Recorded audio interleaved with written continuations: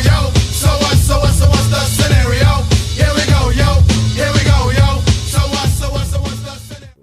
Welcome back, another episode of Scenario. I am Darryl Frierson with Matt Whiten in the building. What's going on, man? Man, I'm good, man. Look, we are back. You on like third job duty today? Yeah, man. I was supposed to be off today, but got the little one. Had a little thought to it. So we actually recording this the day of the release. So yeah, you get like, this. So you can actually. We ain't got no past recording stuff going here. This is gonna be. You can't see it, but I'm gonna have the exact same clothes on as when you're checking this out. If you check it out soon after it drops. So the Thot tour was in full effect. Lots of fun. I impersonated a Dominican baseball player at Planet Hollywood Casino. How'd that go for you? Good. I did what I would think a Dominican that was the week before spring training would do, just smile and like nod and stuff and act like, I didn't know much English. Okay. What'd you get? What'd you get out of the deal? Free drinks. Women were flirting with me. Okay. People were giving me high fives saying good luck in spring training. I tell you what, there's nothing better than impersonating somebody that you know good and well you aren't. And you're not hurting nobody because it wasn't. I just said, I think they said my name was Jorge Acevedo. Jorge Acevedo. Yeah. You've got to put that on your Wikipedia page and you get it. I was thinking about taking my phone and actually making a Wikipedia page for Jorge Acevedo right there, just in case somebody Googled it right there. I'm getting MLB The Show next month. And that's going to be Jorge Acevedo is going to be the first pick in the 2020 draft. Congratulations. I'm going to make him look exactly like you, too. Exactly like you. So, does anybody listen know my hair is growing long, so my hair is hanging out of my baseball cap. So he's like, man, you look like a Dominican baseball player. We're going to use this tonight. You're going to be looking like Vladimir Guerrero Jr. Yes. Yeah. I literally was sitting there laughing like, no habla inglés. Maniest Ramirez. Maniest Ramirez. So what isn't Vlad's son in the league? Yeah, well, he's about to be a rookie. Yeah, that's it was Vladimir Jr., right? Vladimir Guerrero Jr. He's about to be incredible. He had 400 in AAA last year. Damn. Between double A and AAA, he hit 391. So he's the truth like that. Oh yeah. And and the thing about it is he's so real with the bat. He's basically gonna go straight to DH. They're like, we just want you to hit. You don't even have to earn stripes on the field. It's probably better that you don't, because he's built. How your daddy fielded. He's built a little bit more like Tony Gwynn. Not Tony Gwynn after he got the knee injury, but just a little thicker build cat. But he's Tony Gwynn still has some wheels on him. Yeah, he's not the athlete Tony Gwynn was, because shout out to Tony Gwynn. First of all, one of the nicest athletes I've ever met in my life.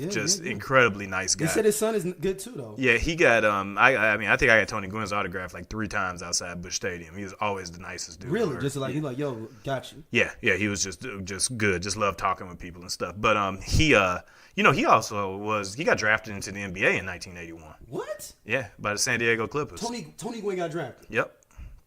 Wow, he was nice at San Diego State.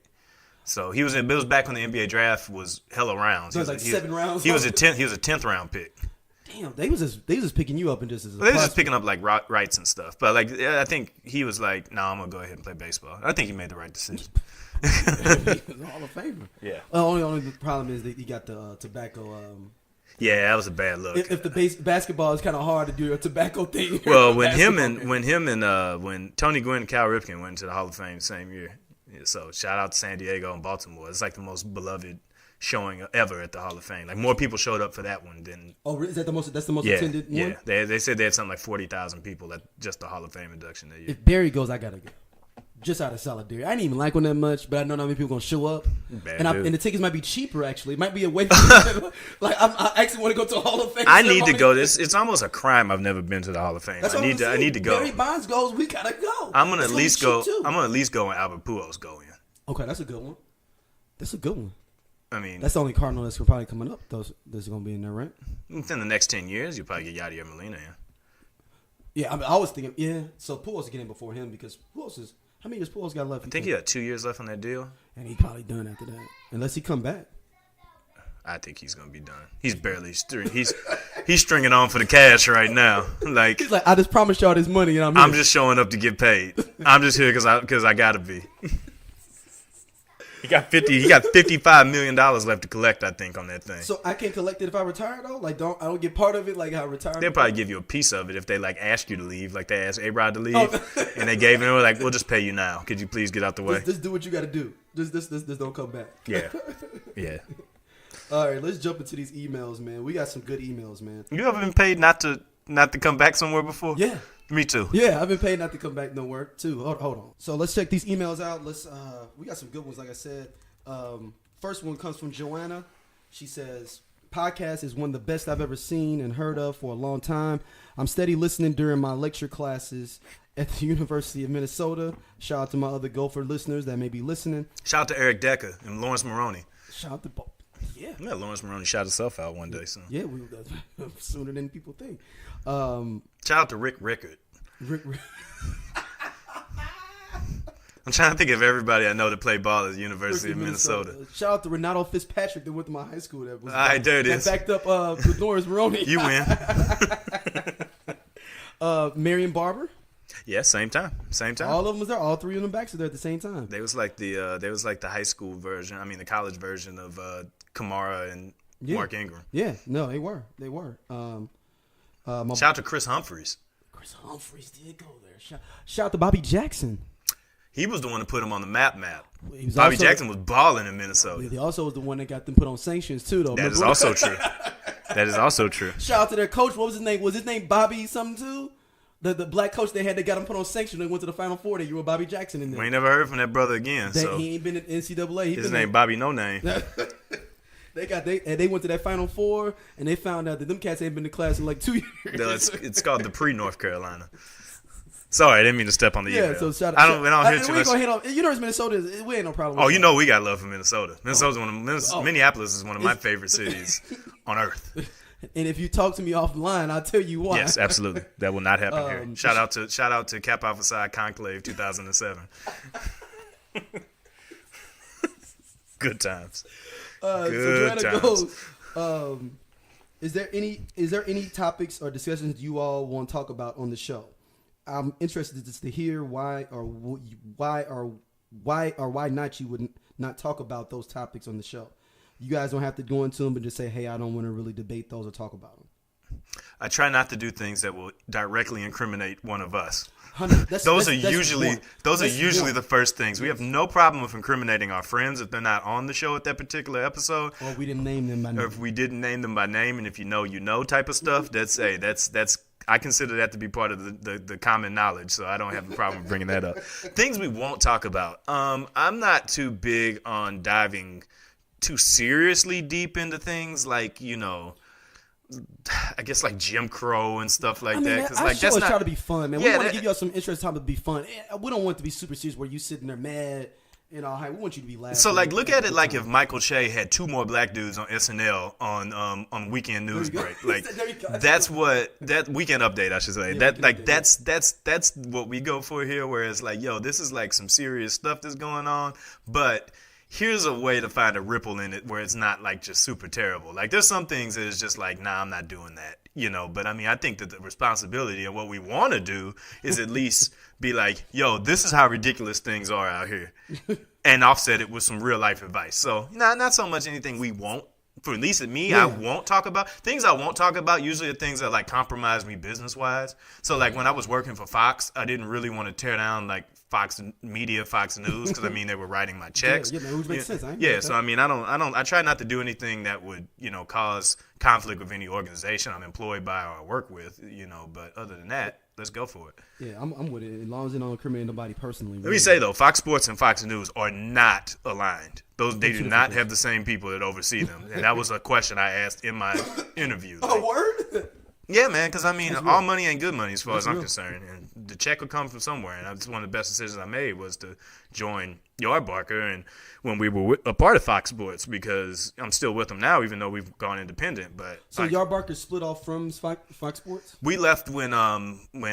So this is something I couldn't talk. No, this is something I couldn't talk about when it happened. When Jamie Horowitz, who got promoted over from ESPN, I think he came from, he tried to turn the whole Fox Sports into a completely video outlet. So that's when you had writers being taken off their beats to write stuff for like Shannon Sharp and like for TV people and stuff like that. And that's when they really pressed hard on with the Shannon show when they brought in Skip Bayless. Yeah, and they did all that, and it backfired terribly. He got fired like 2 weeks into being there with the company. But he was on there 2 weeks. Yeah, he was gone. Like he was CEO. He was like the vice president of the programming for like 2 weeks. And he was out because it was just such a mismanaged process, and he was doing some shady shit too on the side. But we got out because we're a written platform. Like we're not.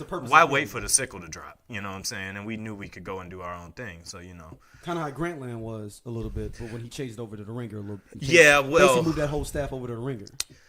Yeah, Bill got fired. Yeah, Bill got fired. Bill Simmons got fired though for as part of the well, I guess it'd be the Undefeated though, because the Undefeated was going to be up under Grantland. And that's where the whole beef started with him and with Whitlock Boy, and all of Fat that. Boy. Yeah, it was a nasty thing. Like he was mad that Simmons was getting it, but Simmons was seeing his vision through. That was the difference. I don't ever think Whitlock had a vision, but that's a conversation for another thing.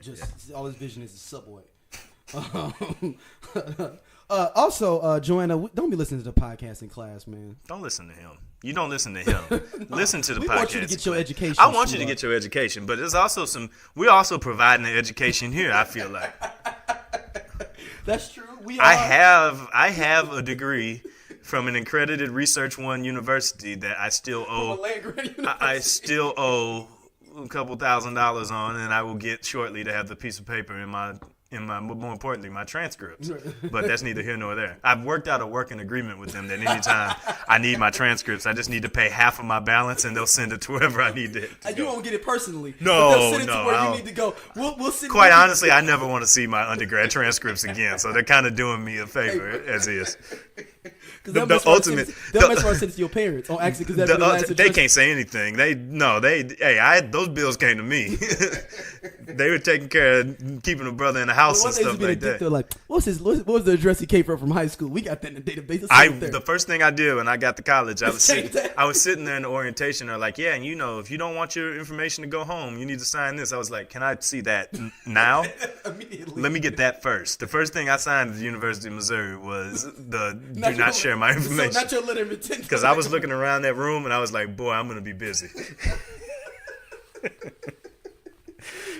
And I fulfilled that promise. I was busy. So shout out to Joanna. You have two different philosophies here in your classroom. Darryl cares a lot more about you getting that traditional education. I want you to follow your heart. And if your heart leads you to the scenario, God bless you for it. But I'm like, yo, that's some wild shit to think that some people are listening to which makes sense. I was reading other books. I'd have all kind of stuff going on in class. Oh, man. Yeah, when I student charged that laptop and I could just sit there and write whatever I wanted to in class, that's where I started putting the little seeds down for what actually became my real career. So on the back end. So Joanne might end up being like the greatest podcaster of all time or something. She could be. Shout out to you then. Surpass us and take sponsorships from us and do stuff like that. But it's all good though. Take the $10 we get from liquor from us. The E&J pool. Yeah. So next up, this is from my homeboy Chris Riney.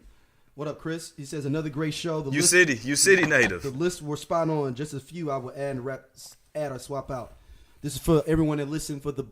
Shout out to everybody that responded. I won the Black History draft. How many times you vote? Voted twice. Oh, okay. How many times you vote? Once.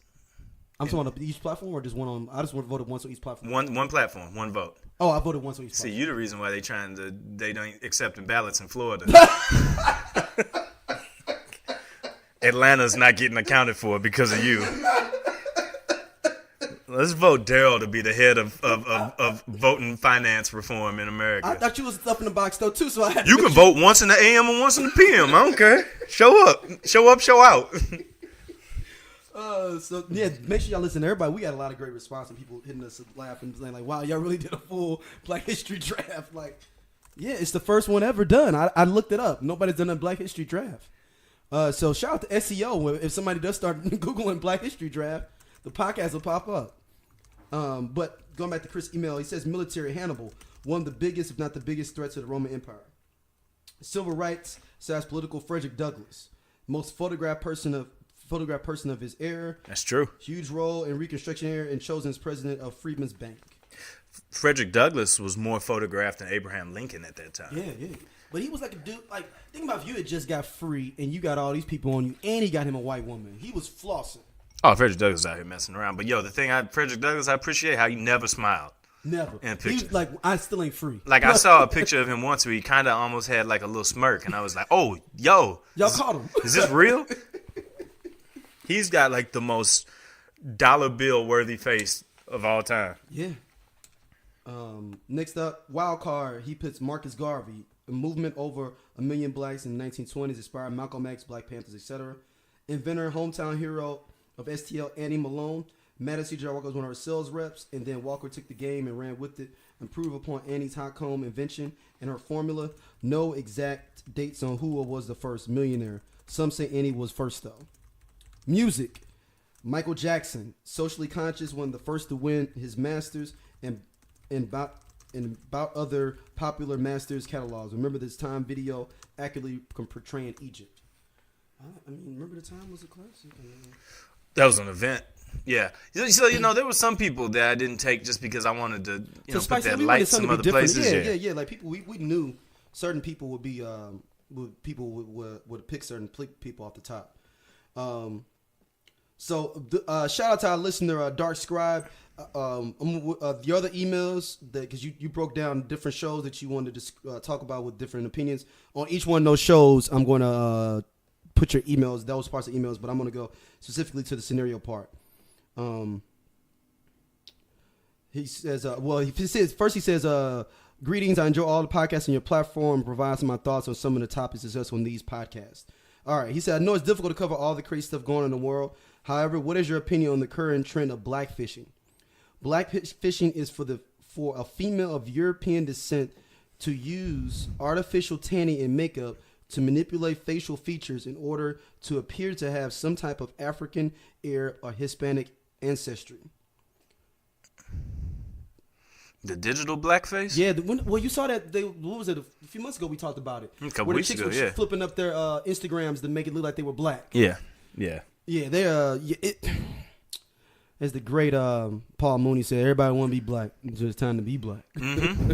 Mm-hmm. And it's just because it's a fad now, and it's good marketable dollars to be and look black and act black. Right. That's all it is. Well, before it was just culture vulturing and taking and acting like it was yours. Now you're just gonna flat out take our melanin and treat it like it's yours. Take everything.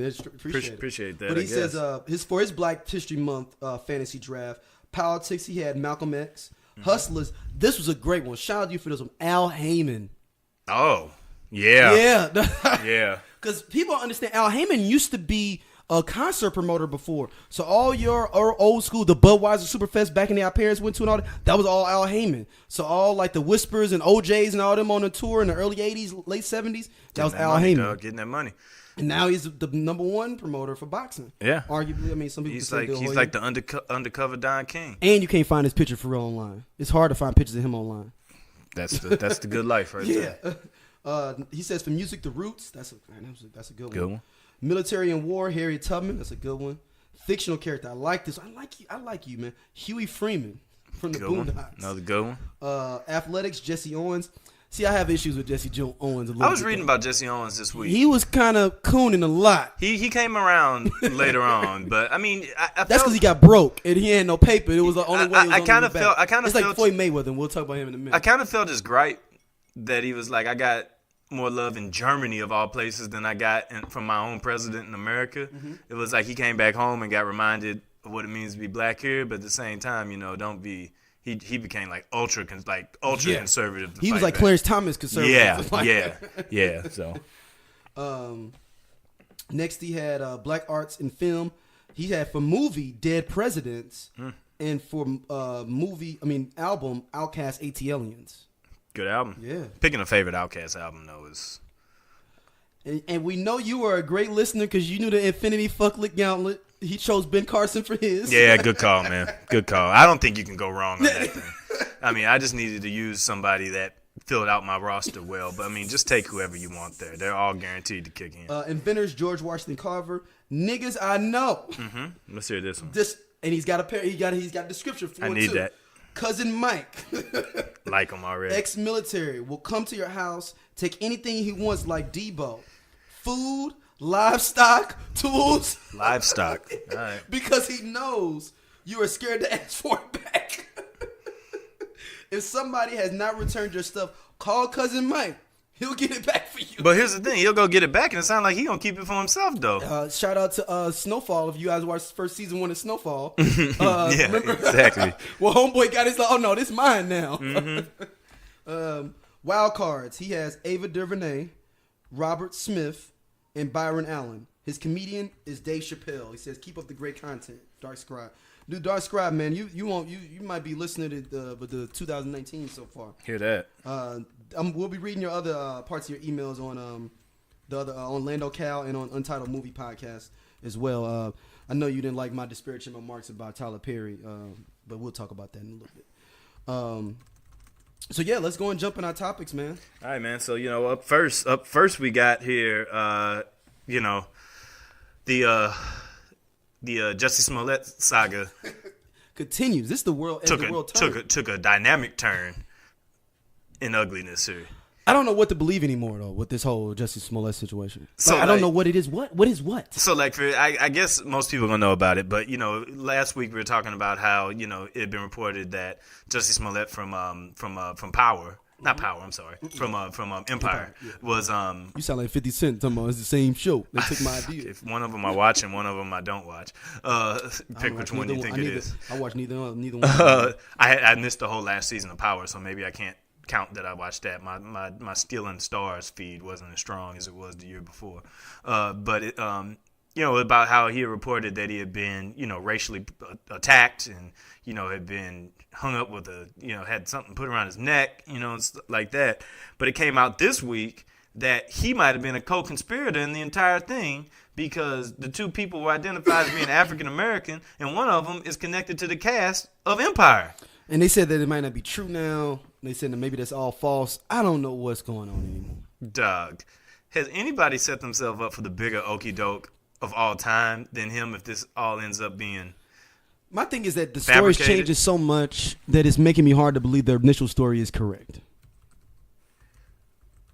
Well, I don't think are we thinking that? I think there's people out there that still say they still believe him that he was attacked by some Magnum PI attacked him in the street. Yeah. He might as well say Tom that Selleck. Yeah. That some people, MAGA supporters attacked him and put bleach on him and put a noose around his neck. You see, the thing I think about, and I look at this now, is this is, and there's some people say is that it was because he's being written off the show, and that he's trying to do something to build up his sentiment so that he can't be taken off. I don't really have a horse in this race at all about what's right or what's wrong. I'll just talk about the scenario because that's what we're here to do. If this is not true, how do you come back from that? If you cry wolf like that, how do you come back from it? I mean, you got to come back at a MAGA rally after that. That's the only place. Oh, you're saying you got to go full. You got to become an ally for the other side. Because you've already acted like an intruder that's been sabotaged. That she was I was on the inside trying to help us. Right. You might as well go on over there with them now because you're acting on their behalf, making us look like idiots. I mean, man. Honestly, I don't put anything past those type of white folks in general. But for that to all, I always thought it was something strange about the whole thing that. That's a lot of work to be putting into somebody in the middle of the downtown street of Chicago, beating them up, putting a noose on their neck, pour bleach on them, spit. That's a lot. Do you know, people, if you're from Chicago, and it's downtown too, though, this not in small neighborhood. This is that was my thing. I just can't picture that happening in that area. Yeah. I've spent enough time and nobody's there. seeing it, and nobody being yo, what the hell is going on? Right. I've spent enough time there in that area to be huh? There's always somebody drunk coming out of somewhere doing something or hanging out at 2 a.m. doing whatever. It's like a New York. Right. Especially downtown Chicago is like New York. Right. It never sleeps. It's just somebody out. Walk the street. And it's not in an alley. It wasn't in an alleyway. This is on a regular street. So what camp are we in here? I don't know camp. I don't want to disparage and say necessarily yet until I'm just going to sit back. We just get all the information. This is developing. Developing for me. I can't take up for him, and I can't say he's wrong or right in this. Yeah. It's too many stories being changing. I'm just doing a hands-off policy at this point. Yeah, that's fair. Like, We'll keep you abreast. Oh yeah, because of the streets. Depending on how this goes next week, the scenario will be will be a brand new scenario topic next week. We all over this one. All right, next man. Gucci done fucked up. Have they though? Yeah, man. They had a straight roll up turtleneck shirt that had them Sambo lips on it. Hey, this has been the blackface time period, man. Yo, shout out to the people on the internet that had that white turtleneck rolled up with them little pencil pink lips on it. Shout out to the state of Virginia had 3 different people in their government that all came out and said I did blackface. It's like now, let me get ahead of the story. I would too, though. And so one of the stories of 2019, self-reporting your racism. Got to. We need like a phone line, like they need to call us. Oh, hey man, kind of like the what is it, the suicide hotline, and let you know like how you need to conduct yourself. Like, yeah, that might not even be a big deal. Yeah, like that's what I need. Like I need for them to call the scenario racial report line. And one of us will be available at all times. We'll have like the old phone on Batman, that little red phone with that case over it. That Commissioner Gordon used to use. Yeah. Like, I gotta use it and hit that little one button, and it was like, by golly, Batman, it's Commissioner Gordon. Yeah, I might have to go ahead and do that. They're reporting racism again. Go over there and hop in that bookcase, take them poles down there. I think some cats is getting wild out because I think somebody caught, at least I feel for Virginia, and we'll get back to Gucci in a second. I feel somebody found all these cats things though, because they're all around the same age. Mm-hmm.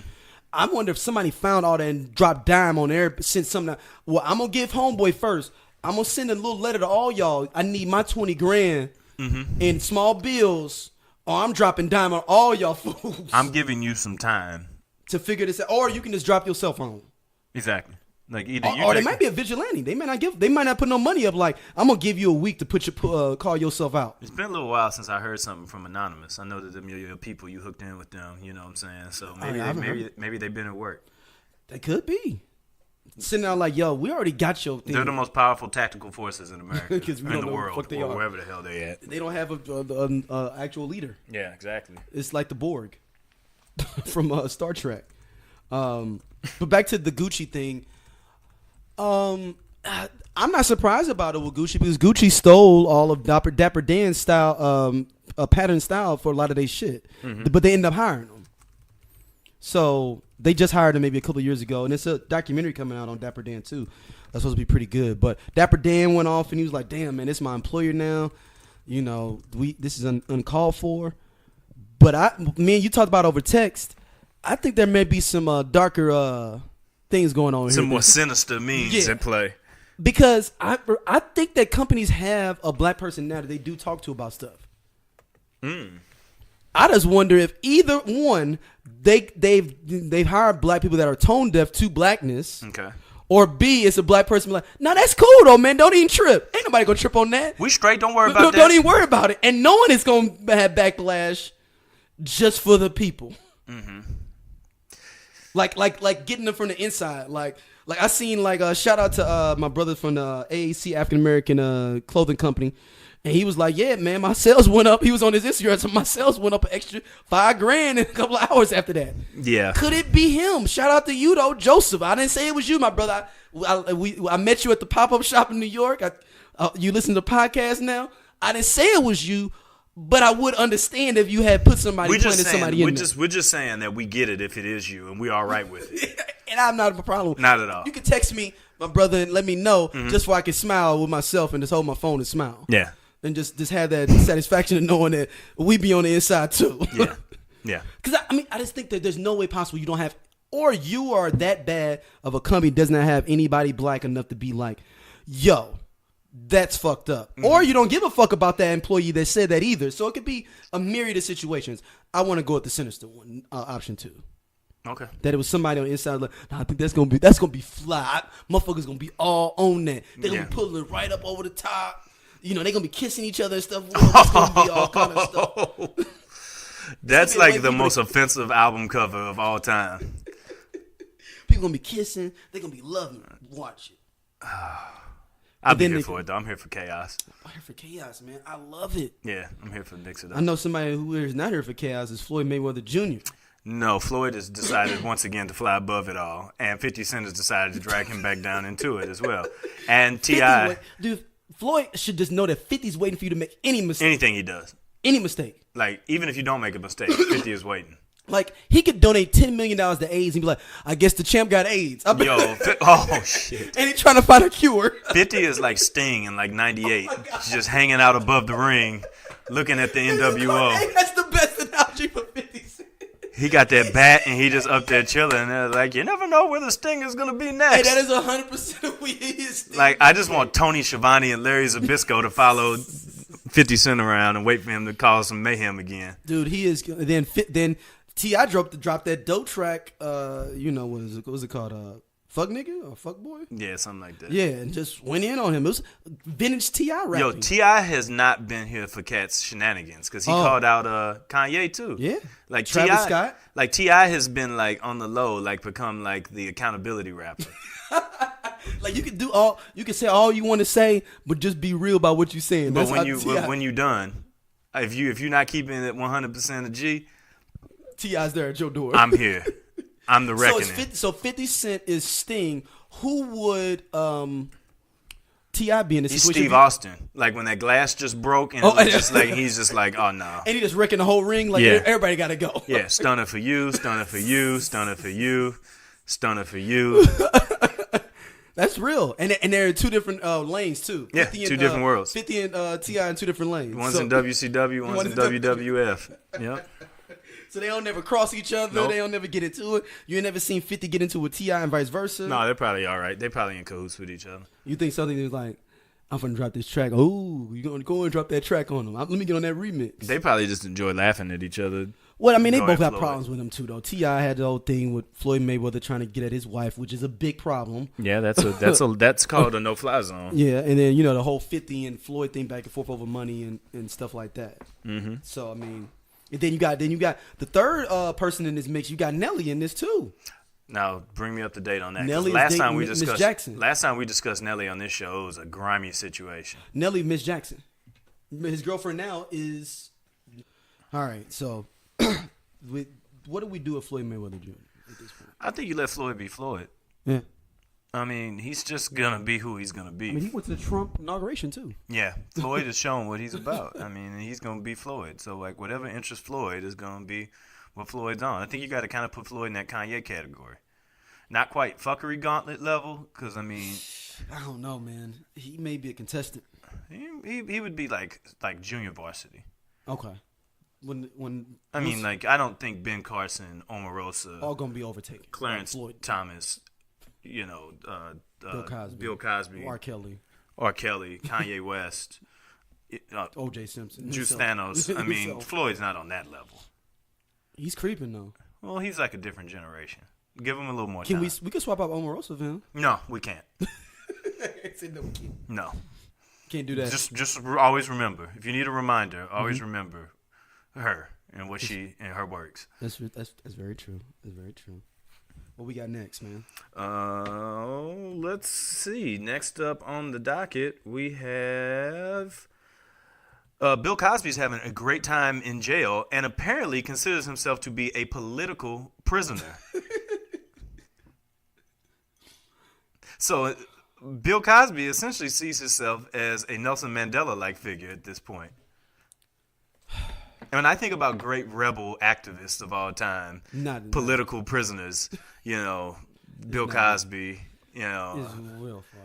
is most certainly not invited to that picnic. I can see how Bill Cosby be having fun in prison, though. Yeah, I guess. Because everybody fucks with him. He's everybody's daddy in there. Yeah. And now he's like proving himself to really be about what they about. Yeah, they like, oh, snap. I don't care about these bitches either. Yo, I did the same thing, bruh. Man, you got away with 100 too? I got caught for 5, man. Can you tell me how you do it better? When you go to jail, you're supposed to learn how to do your Because I'm getting out. Because I'm not 87 or whatever the hell he is. But he's not a political prisoner either. No, that's ridiculous. That's ridiculous. I saw that. That was like one of those top taglines you see on the news, and you just like, really, guys? Yeah. And then it's like, you're just doing something for just clickbait at that point. Yeah, like, we just doing this. We just doing this. Like, Bill, I think Bill's at that age where he just say stuff. And he's senile probably too. I'm getting close. If not already. Yeah, I mean, he was acting like he was senile for a long time. So just remember, I guess when you're thinking about great political, if you're in class with the scenario now, right. Remember, we are not teaching Bill Cosby as a political prisoner. However, we do consider him to still be one of the foremost fuckmasters of all time. If you do want to look at Mia Abdul-Jamal. Look up that as a real political prisoner. Look up that person. Okay. And he's from Philly too. Also, look up 21 Savage as a political prisoner who was recently released from the clutches of ICE. Our favorite bloke from the East is back on the streets of Southern Atlanta now.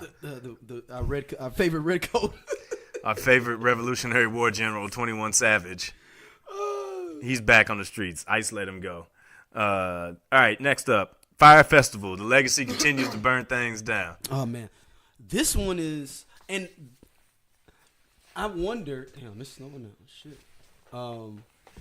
I wonder if they had this marketing plan already set up before the Fyre Festival documentary came out. Yeah. I need to go in and see. Is it the same marketing company that did Instagram posts for the original Fyre Fest? We can find out. I'm sure that we can. I wonder if I need to look that up and see. Let's see here. But Burning Man, which is a big time, it's like basically it's supposed to be like a spiritual type of revolutionary thought process event that's done in the summer out in Nevada, I believe, right? Mm-hmm. Yeah. So in this event, you're supposed to strip down the kind of base minimums and just kick it with anybody. So you could be hanging out with Bill Gates, if in theory, and he's just hanging out having a drink with you, talking about different stuff, and you just kind of communally build with other people. General ticket is like $150 to $200. Right. That was just the general thing. I think a VIP ticket was like $500 for like the whole week or something like that. Yeah, and he, and it's also a thing where it's like it's a thing where it's catered to the VIP crowd. No, Burning Man is not though. No, yes, it is.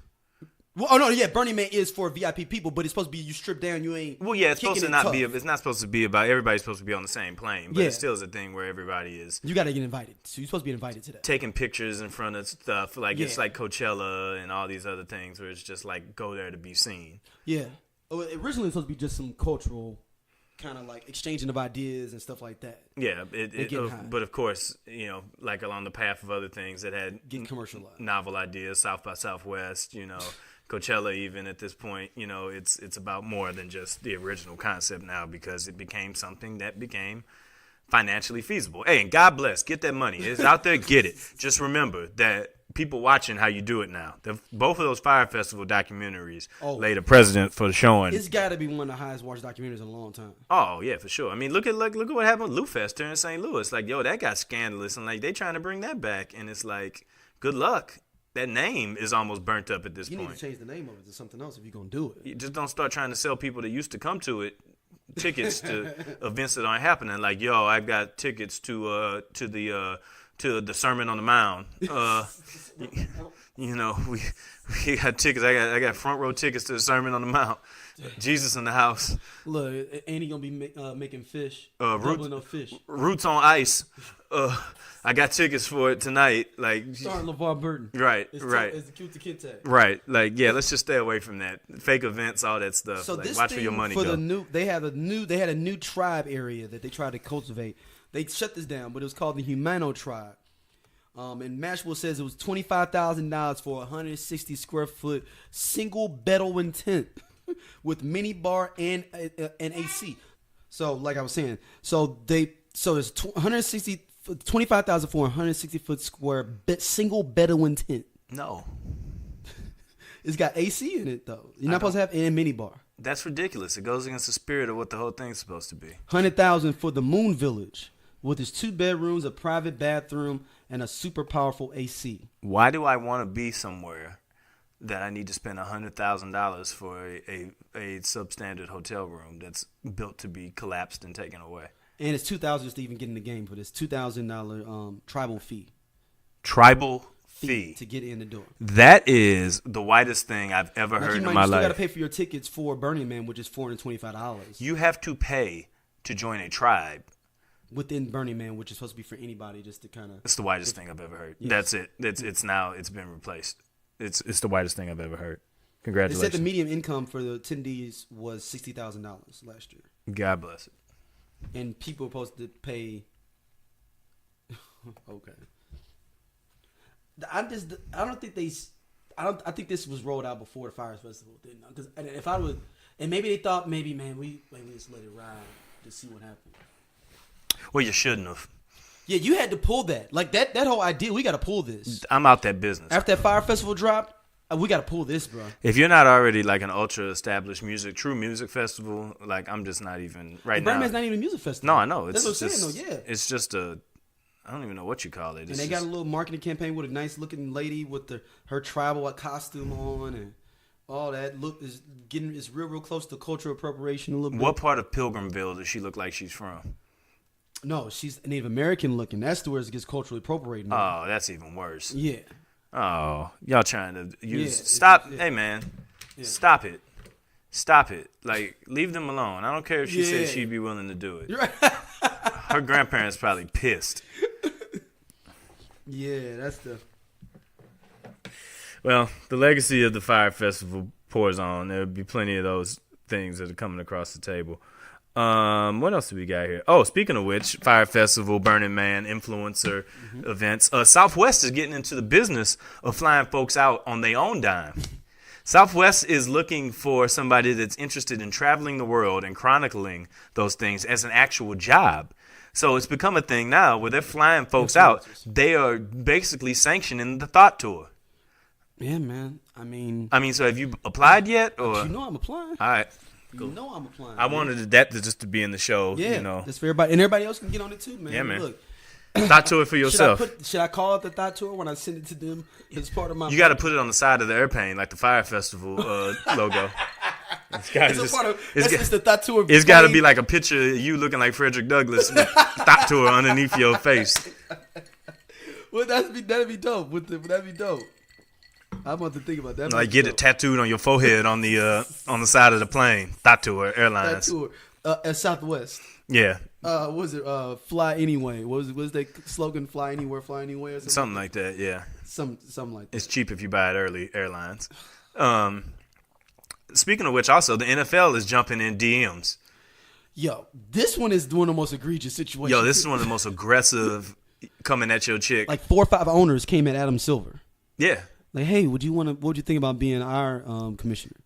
Like, so is that like private? I know there's not 2 different leagues. I'm just trying to figure out what illegality that would be in. Well, tampering has just become all the rave. You know, it's become the belle of the ball recently. So everybody's doing it. I'm thinking like if you're under contract and have someone else currently under contract for a current job, and I think he's under to like 2020. Technically, he can quit though. Yeah, but I think. Roger is under contract to like 2020, 2021. They can always fire Roger. And they probably been ready to fire him on the low. I mean, Roger's been getting them rich. He just ain't been hiding it well enough. But my thing is, why would you want to holler at Adam Silver, though? Like, he's pro-player, like, fun. He's liberal. Like, he's everything the NFL ownership room isn't. Look, dude, he has a national anthem policy, and nobody comes at them for that. Yeah, I mean, it's part of that he inherited from David Stern. Right, but he also told the players, like, you do whatever you want to do, just don't fuck with the anthem, man. Do whatever you fucking. But the NFL is like, just don't do nothing. So the NFL is trying to really, I don't know. I mean, I think Adam Silver is probably the best commissioner in sports right now. By far. So, I mean, they're trying to get the best of the best to be there, and it also allows them to do a little bit of a image shift thing, like representatively, and I would be like, nah, bro, we know what you're doing here. Yeah. This is like when you put the black people on the ad, you'd be like, we're multicultural. Like, hey, we got Adam Silver here. He's the face of liberal politics. But also, in sports. those NFL owners don't seem like they like to be told what to do. Adam Silver tells people what to do. Like, this is what we gonna do. That's how the NFL. So it's his commissionership is similar to the structure of the NFL. The difference is the people that are over the teams in the NBA. Okay. Are like they're like, what can we do together? Where the NFL owners are like, I want to do this. This is what we're gonna do. How are you gonna make it happen? Then that's not a commissioner's supposed to do. Yeah, I mean, and also the NBA PA has a lot more power than the NFL PA. Like the NBA Players Association can make things happen for their guys. You know what I mean? And NFLs can't. Yeah, like they're hamstrung. They can't do anything. Why do you think that they're hamstrung so much? Because they take bad deals. I mean, and there's so much money at stake that nobody wants to just completely just alienate themselves from it. But they take bad deals. The next NFL collective bargaining agreement is going to be one of the ugliest events in pro sports history. And when is that one up? Do you I know think when 2 more years. 2 more years? Yeah, I think they're 2 more Do you years. think they're willing to take a stand though 3 years. for it, or do you think They're gonna have to? That last deal was so terrible, and so much uprise has happened from the players since that point. I mean, like they had to look at like more of the players' opinion looks. I mean, like Le'Veon Bell literally just sat out an entire year. Like top 3 running back in the league sat out an entire year. You know, I think that some of what the NFL players are starting to do is starting to act kind of like the NBA players, where they want to like have their power in their hand. You know, but it's just not there. And I mean, I think you're just seeing a player empowerment and a player mobility movement across sports in general. So we're gonna see how all the dice fall. I mean, is Antonio Brown gonna take the L like people come in Le'Veon Bell about? Now he's talking about, I'm trying to force a trade. Are people going to attack him like they did Le'Veon Bell? Probably if it stays on. Like if he misses. Remember Antonio Brown was talking about him like, you just need to come play. Like, oh, but now you want to get traded, huh? Yeah, I mean, like I don't think Antonio Brown's not going to play though. Like I think he's taking a hard line, but he's always been a dude that's shown up and played. We'll see. And he's already getting the money too. That's the difference. Le'Veon was trying to get to the money. Antonio's got it already. Right, but he's trying to force you and say, what if he said I'm just not going to come and play? Well, he could do that, but he would be. The thing he would be doing was he would still be. No, he couldn't get that money if you don't come to work. But what I'm saying, what I'm saying though is that the difference is that he's not holding out for more money. You not playing in the situation he's in hurts him more because there's not another gain to have on the other side. Like you're just going to give up money with no greater comeuppance on the other side. But what's Antonio Brown's just giving the money that's. Just giving them money. Though. That's what I'm talking about, Antonio. Oh, you see? Oh, I got you. I see what you're saying. Yeah. Le'Veon Bell's at least trying to fight for. Le'Veon Bell's trying to get the. You just don't like the one to beat her. It's like exactly. Those are different things. Like those are completely different things. I just want to be paid. He's like, I want to be a buyout cat in the NBA.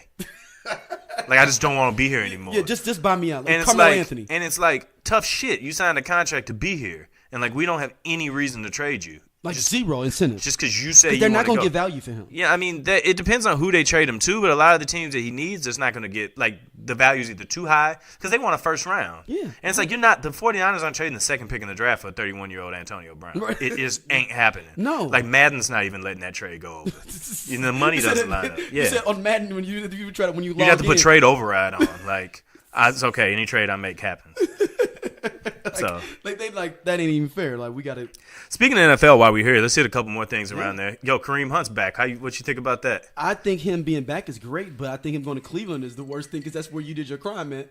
Where you got caught up at was in Cleveland, and that's where you're from. Yeah, Cleveland is a place though where they'll give you that rehab shot though. Like I thought I'm just saying you need to go somewhere else far away from that period where you got caught up with that drama. No, I don't know. I mean, I feel like San Francisco is something been, you know what I'm saying? I feel like some of that drama though was controllable. Like I felt like some of it was like what he did was wrong. Like you can't do that. But I felt like he went a lot about it. Yeah, like everybody's wrong with that. He lied about it. The Chiefs didn't investigate. The NFL didn't investigate. So everybody's wrong here. So that's why I feel like he can't get like punished for like a year out of the game or anything like that. But I mean, either way it goes, I mean, he's still getting back in the game before his big money comes up. Like he kind of wins in the end here. Yeah. He'll get a 1-year contract there.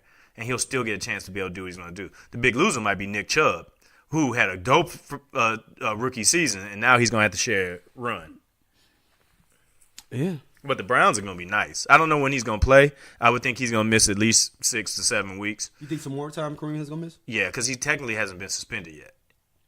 Oh, he was just released by Kansas City. Yeah.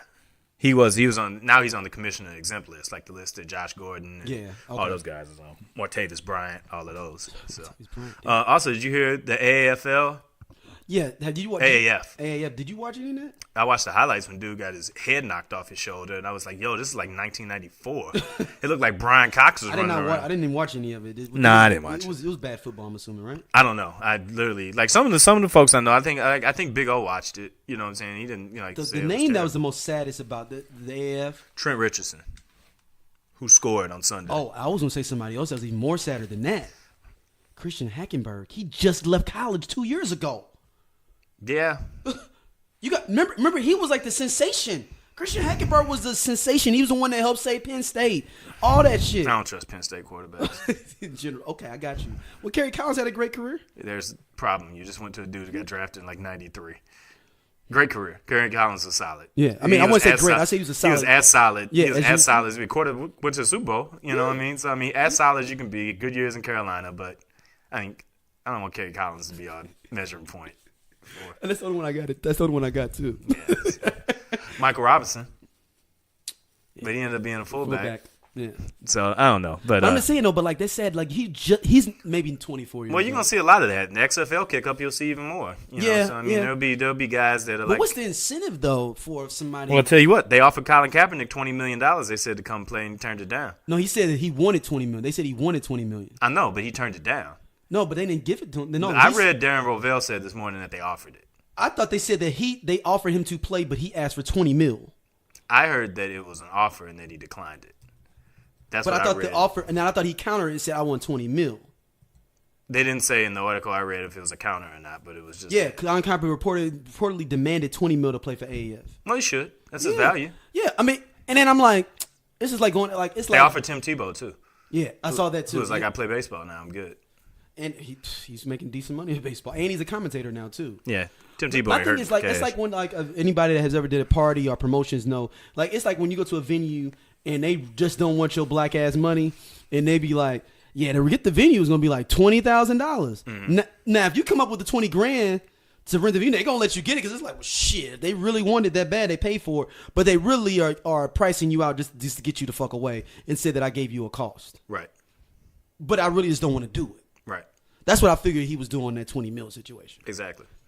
You know, like I just didn't want to do it. If y'all came up with a 20 mil bag, well, damn shit, I'm gonna have to figure this shit out. Go out here and be the best player in this league by like a mile. Like he's gonna be the dude with like an 89 overall. But rating. also, your league is gonna fold in next week because they got 20 mil. You go out there, and show out though. It's gonna do nothing but embolden that cause even more. And you know the AAF has that feeder thing with the NFL. It just further proves the NFL's collusion and their tactics there. Man, Darryl Rovell now said he wanted more than 20 mil. I'm looking at Darryl Rovell. He said that was what I first reported. He said that was inaccurate. I was told he wanted more. He want that Bryce Harper. He out here wanting that true bag. Mentioning that, man, before we go to our main topic, man, what's going on with this Manny Machado? Baseball's messed up right now. Like they're just all messed up. We had people tweeting us asking us like, what did you think about that? Yeah, it's messed up, man, because the owners are so stuck on analytics, and I think they've been burned by those long-term contracts where guys have aged out and they haven't been worth the money they paying to them. Yeah, I mean, that stuff. I mean, Jacoby Ellsbury can't even report to camp. He got like $180 million over like 8 years. I mean, the list is long of those contracts that just so flat ass aren't worth the value, and teams are just saying they're not going to do it. But the problem is they're overcorrecting. They're not signing anybody like you're just saying, oh, and now you're starting to see the war that's starting to hit into players have been speaking out.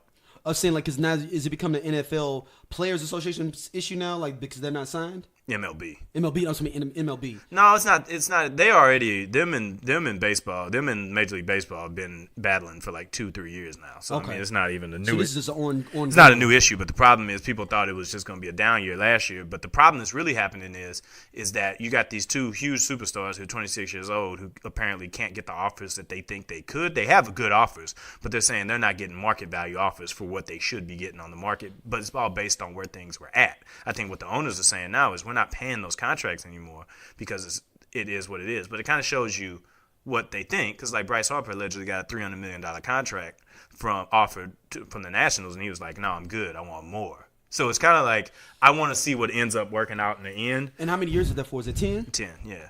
So it's what like did Pujols end up getting from the 10 Angels? years, 252, I think, or something like that. Yeah, it's got to go up though. Like, you got to think he's... Well, but the problem is they're saying that those contracts, the length and total value of those contracts never should have got to that point. They're saying that we fucked up in the beginning. Right. By doing this and in now the first they're place. like, we're just not doing it anymore. But Bryce Harper's like, you already set the market like this. Well, the problem it's not my fault. The problem more or less like is this. the Giancarlo Stanton extension, because he got a 10-year extension 2 years before he's even going to go to free agency for $325 million. And it was like there was no reason to do that deal. And then Jeffrey Loria, who on the Marlins at the time, sold the team. And he was just like, y'all deal with this, making him further cements him the worst owner in baseball history. But so yeah, I mean that's kind of where you're at with that. We'll see how it goes. Do you think they're going to end up having to go to a team that they won't even be a contender? No, they'll get their money, man. But I mean, we're spring training time now. You know what I'm saying? Yeah, they're hitters though. There's another month and a half of spring training. They'll be fine. Baseball. Where's your offhand cusp? Where they go? The Phillies will get one of them. I think Harper most likely would end up with the Phillies unless the Giants come with a real big contract. Like the rumor is the Giants don't want to go long for him.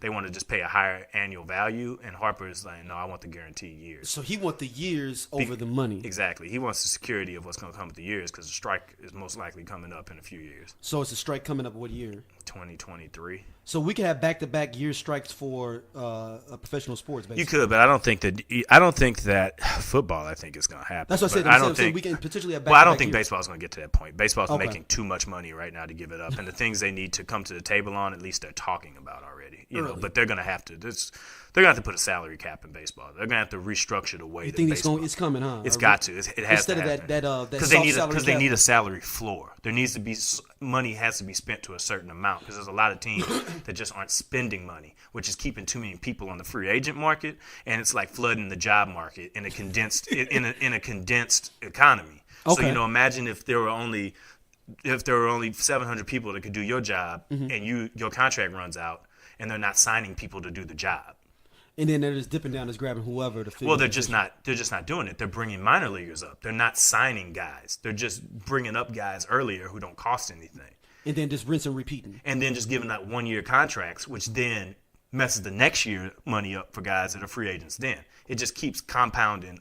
The situation. So you think we're going to see a cap in baseball, huh? It's the smartest thing to do, the floor, because the cap would bring a floor. You have to do something to regulate. And they say spending. that you have to spend a certain amount percentage of your team's value. This cap. Well, yeah, you have to spend a certain percentage of what the allocation is per year. And there's been times in the past where they've had to force teams to spend money already. So it's like so this is not a new novel. It's becoming a more widespread thing, but it's happened before. Teams are keeping the money to keep the profit. right. In baseball, owning a professional sports team is not a profit business. You'll make money.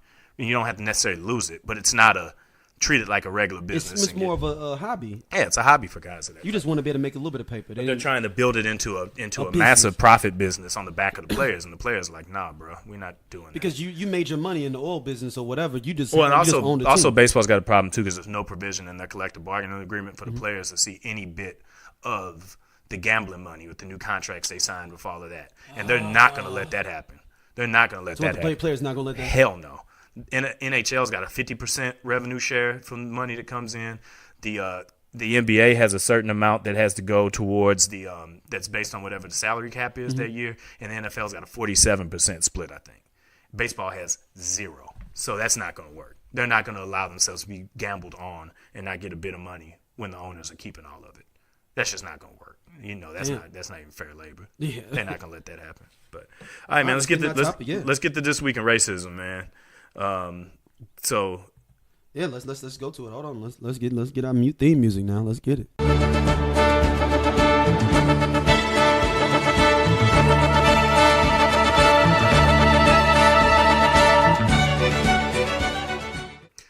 Yeah, we need a festive. I needed this festive anthem for this week in racism this week because the reports are saying that a sports store in the Colorado area, as you've probably seen it by now, has gone out of business because he pulled all Nike items after Colin Kaepernick's ad came out. This might be the dumbest thing I've ever seen a business person do. The dumbest. Yo, it is. It's the most ridiculous thing I've ever seen. He said he thought that people were gonna be down. Like, you gotta remember, people wear Nikes for cross trainers. It ain't like you're saying I'm not gonna serve the Colin Kaepernick shoe if that was a Colin Kaepernick shoe. So here's what the owner of the store said. He said, "It's a part of military respect that's just in me and cannot be sacrificed or compromised, as I believe Brandon Marshall and Colin Kaepernick both did. I don't like losing a business over it, but I'd rather be able to live with myself." That's just flat-ass lying to yourself because nothing that Colin Kaepernick did was about disrespecting the troops. And you got to say them troops howling like a wolf at the moon. You just standing up there by yourself, just troops. Yep. That's exactly what he's doing. That's what it is. I've got no remorse for that, man, because that's avoidable. You know what I'm saying? Pay attention to the facts, get off the rhetoric, and don't allow yourself to straight up go out of business because you don't want to feel like you're supporting some type of Benedict Arnold turncoat or something. The furthest thing that Colin Kaepernick is that. I don't feel sad for him. But I've seen business like that where they don't want to do business with black people and they'll go into bankruptcy just not doing business with black people. It's a bullshit thing. So I mean, I don't feel sorry for So this week in racism, salute to you. I don't even care what your name is, for literally He's in Colorado too. literally shooting yourself in the foot and going out of business. He's the same person that canceled Brandon Marshall coming to sign autographs. Well, that's what he was talking about with Brandon Marshall in there. Yeah. Like, you had a player come in there for free, signing autographs. That's business drumming up. And he had like an exclusive rights on sports memorabilia in that particular area. Like, he was the only person seeing money in it, and he gave it all up. So, cheers to you. I hope you, your wife or your significant other feels good. Supporting your broke ass. Because that's what it is. Because you selling all that Adidas and that Dada in there now. And they probably can't even sell Adidas either, though. Because, well, maybe that's the Yeezys under Adidas. Maybe he should have leaned in Adidas with the Yeezys. I'm like, I'm gonna sell all the Yeezys in the world. I'm support him. Yeah, maybe he'll just start selling all OJ jerseys. Oh my god! I wonder if would an OJ store work? Like an OJ fan memorabilia store? I was watching Roots the other day and OJ popped up and I was like, oh boy, I forgot about this. Yeah, he was in there because he played what did he play in there? He was one of the Africans, right? Yeah, he was the dude that had that Kunta Kinte knocked over his food. Yeah, and he was like, you disrespect my daughter too. I was like, OJ ain't got no kids look like that. Yeah, no. Oh, no. Yes, he do. His first set. Oh, that's right. His first set. Shout out to Ornell Simpson. Fine ass. Good for Juice. All right, man. That's been This Week in Racism. Let's get to our... let's get to the main topic. Let's get our main events of the week here. We got a little bit of a co-main event. We want to address the holiday that was at hand in Valentine's Day. Is it really a holiday? It absolutely is a holiday. It's as much of a holiday as Christmas is at this point. Yeah, I guess I was in the store at 5 o'clock last night. It was just 20 brothers lined up buying flowers. Everybody at the last minute trying to get all cards was gone, but it was hella envelopes left. I was confused as hell. Because dudes was just getting the envelope. Cats was just grabbing cards and running up out of there. And I'm like, dog, that sounds exactly like... How are there more envelopes than it's like having more tops than cups? You're just like, y'all just taking the soda and just... like, nah, man, I just need to give me a card. I'm on my way over there. She said she on her way in an hour. Just wide open in your car, cup all open. But just end it to her. But yeah, so it's that's what I was tripping off of. That's what I was peeping. But so Valentine's Day, there's been a couple of things this week where the love has gone wrong leading into it. Mainly, it starts out with the guy in India who got bit by a snake, and as opposed to just going ahead and taking that L himself, he bites his wife. So he say, "We can get out of here together." What is it sort of where it's like I hope we die together, like yeah, like if I can't be here, you don't need to be here either. Yeah, they're like, hey, you know what I'm saying, we hope we die together. So we back, man. This is a travesty of the holiday. So continue with your story. So dude bites his wife, like literally. So here's the backstory. The dude's name is Sankar Rai. He was asleep at the crib, and he got attacked by a snake, right? All right, so he just stayed in bed. He didn't go get it taken care of. So he got bad. His wife killed the thing.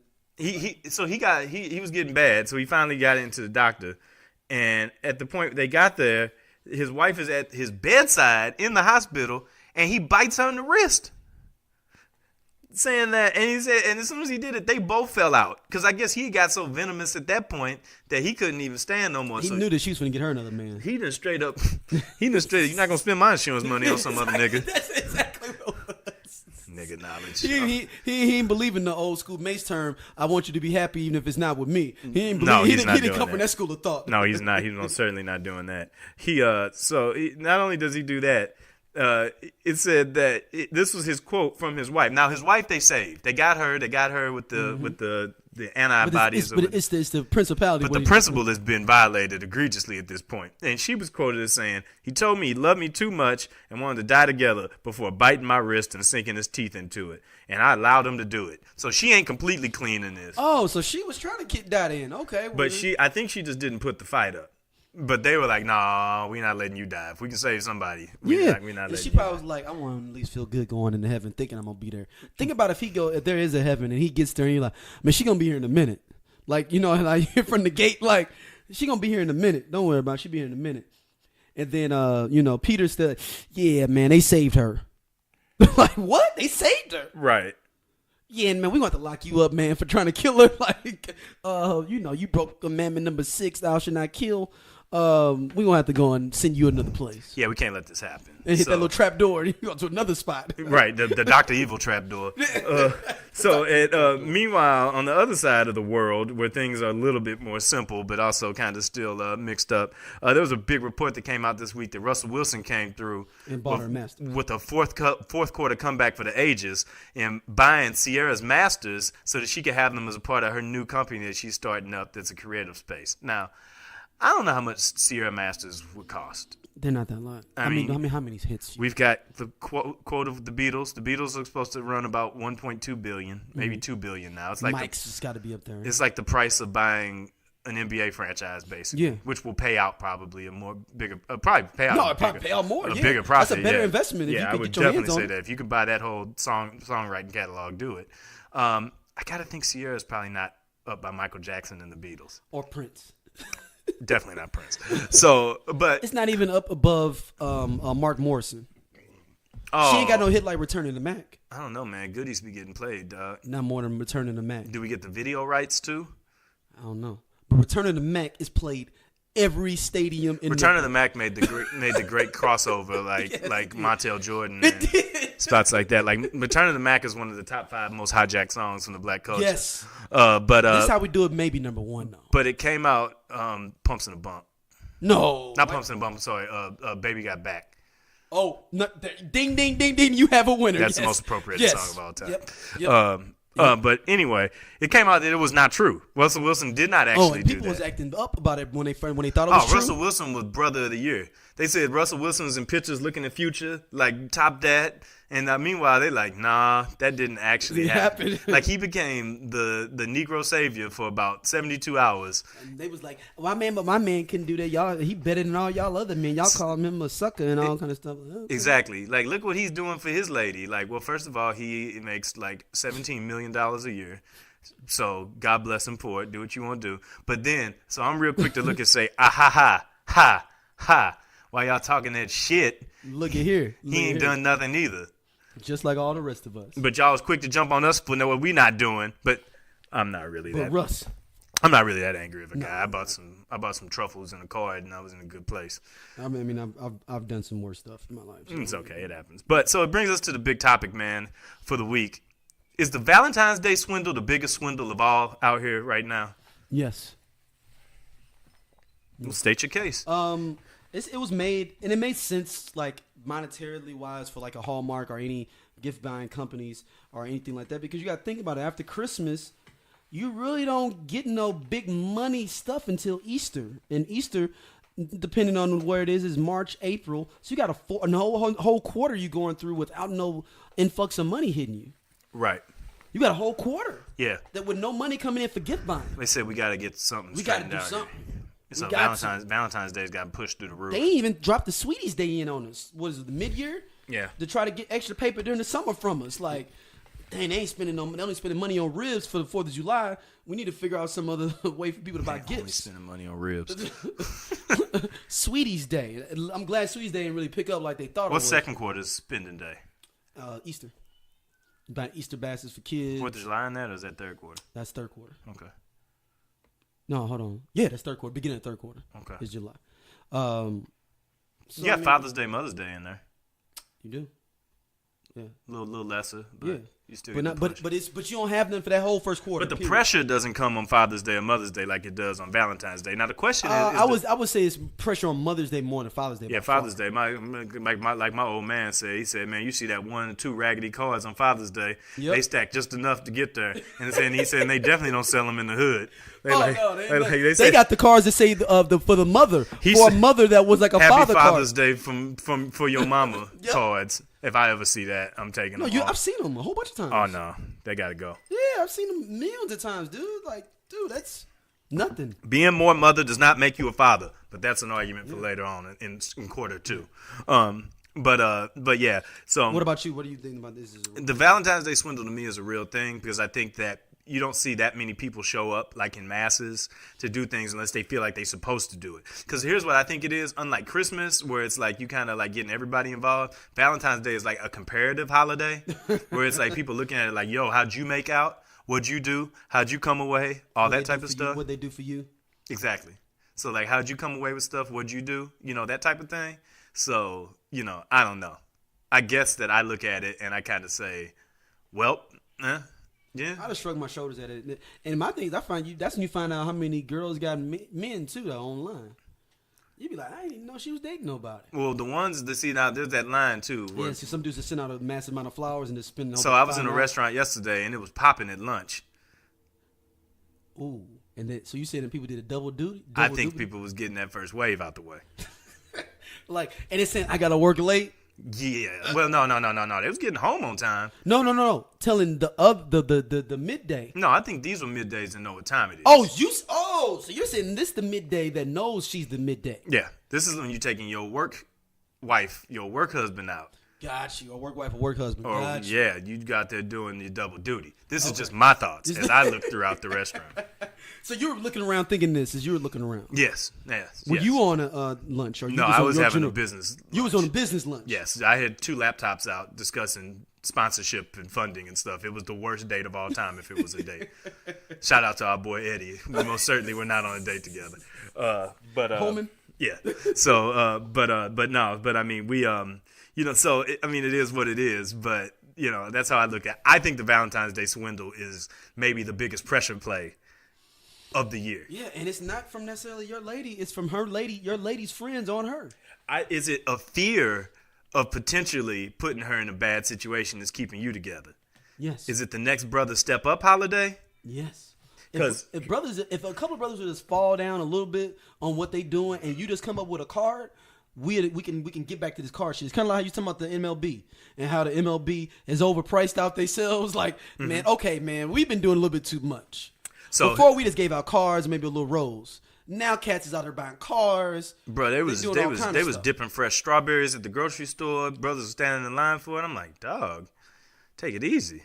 You know, but it's you know, I mean, hey man, have a nice little meal. If you can do it at the crib, that's even better. Yeah, that's cool. I mean, I get it from a perspective of like it's an easy day to be able to go do something, and that's fine if it's a day to go out and hang with your lady. But the idea that like this day is gonna be the break all of your relationship, if, here nor there, no way. Here's the thing, I think we're doing this to ourselves.